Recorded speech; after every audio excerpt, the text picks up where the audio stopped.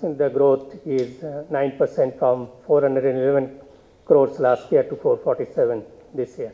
So in North America, the year-on-year growth is 32%. Of course, in last year, there have been few measures which were there in specific to this quarter, but which accounts for only a few $1 million. Otherwise, the growth has been quite well. And that too, ruble, year-on-year decline of 22% in INR terms. But as I said, in specific markets, in constant currency, there has been growth that we observed. Of course, with Venezuela, we have calibrated the growth. So we, because of not getting repatriation of dollars, we intentionally have been calibrating the sales there. India is a growth of 14%, but what has happened is because of both holiday in the end of the month as well as some transport strike, so quite a significant part of the sales has gone into cutoff. You would have accounted that the growth in India would have been close to 20%.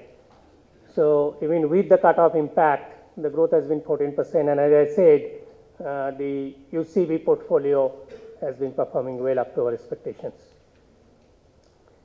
So in USA, we have been, as you see, we have been holding on to shares despite competitions. And in metoprolol specifically, we got an opportunity to expand, and we have leveraged that opportunity. So you see in August, the market share has gone up to 27% there. Otherwise, molecules like Fundaparenax, it is still 51%. So overall, ANDA pipeline is, as I already mentioned, 76, out of which 50 are para IV filings. In emerging markets, there have been, in Russia specifically, the focus is continuing on megabands as well as portfolio augmentation. There is an 11% constant currency term growth, but OTC is around 40% of our total revenues there. And Venezuela, as I said, is, we are very cautiously approaching Venezuela sales. In India, there are two new brands launched, and you can see the visuals there.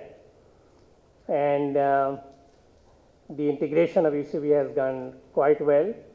And as I mentioned about the cutoff earlier, the growth is quite good and in line with the trends in the recent quarters in terms of our performance in India.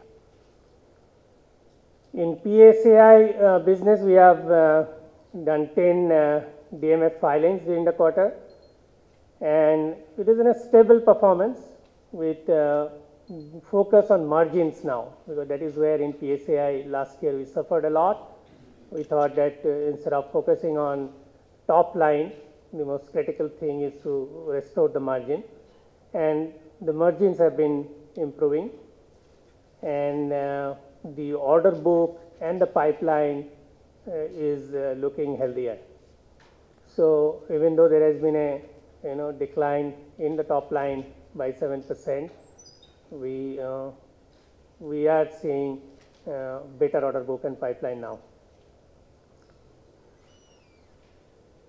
In terms of capex, during the first half, we have spent slightly higher than 550 crores.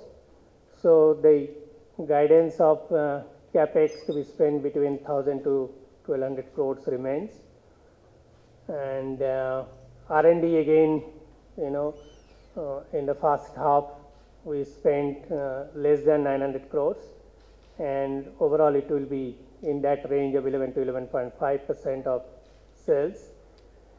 The free cash flow has improved substantially for us, and if you see 754 crores in this quarter, as well as in the last quarter we had 569.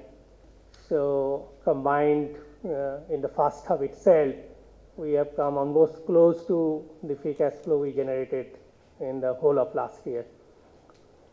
And so net debt equity also has come down drastically, that ratio to 0.02, and which gives us a lot of leeway if we really want to go for any kind of a inorganic kind of a growth in terms of borrowing money.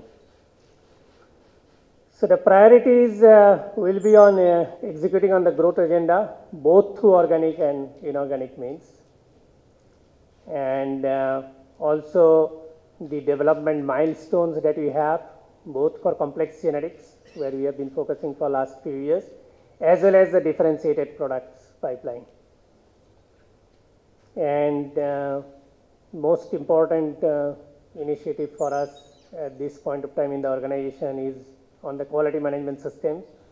We are enhancing that and completely making it in tune of the expectations of US FDA in a very evolving kind of a regulatory environment. So with that, I stop presentation and encourage all of you to ask questions. Both Abhijit and I can respond. Thank you.